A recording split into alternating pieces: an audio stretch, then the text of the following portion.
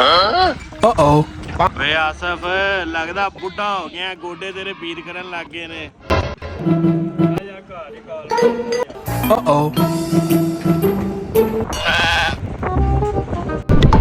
ਚਾਚਾ ਜੀ ਕੀ ਹਾਲ ਚਾਲ ਹੈ? ਠੀਕ ਠਾਕ ਹੋ? ਓਏ ਆਸਫ, ਓਏ ਅੱਜ ਤੈਨੂੰ ਮੇਰੀ ਯਾਦ ਕਿਵੇਂ ਆ ਗਈ ਏ? ਹੈਂ?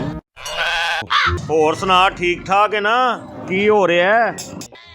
ਹਾਂਜੀ ਮੈਂ ਠੀਕ ਠਾਕ ਹੈ। ਆਪਾਂ ਨੂੰ ਕਿਹਾ ਕਿ ਮੇਰਾ ਵਿਆਹ ਦਾ ਕੁਝ ਕਰੋ, ਉਮਰ ਲੰਘਦੀ ਜਾ ਰਹੀ ਹੈ।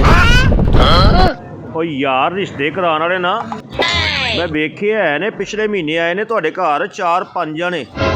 ਉਹ ਮੇਰੇ ਖਿਆਲ ਨਾਲ ਨਾ ਫਾਈਨਲ ਵੀ ਕਰ ਗਏ ਨੇ। ਅੱਛਾ ਚਾਚਾ, ਬੜੀ ਖੁਸ਼ੀ ਦੀ ਗੱਲ ਸੁਣਾਈਏ। ਅੱਬਾ ਤੇਰਾ ਤੇ ਵਿਆਹ ਦੀਆਂ ਤਿਆਰੀਆਂ ਵੀ ਕਰ ਰਿਹਾ।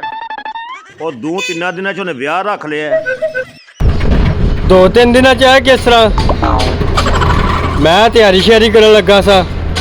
ਉਹ ਬੇਵਕੂਫਾ, ਉਹ ਤੇਰਾ ਨਹੀਂ ਆਪਣਾ ਵਿਆਹ ਕਰ ਰਿਹਾ।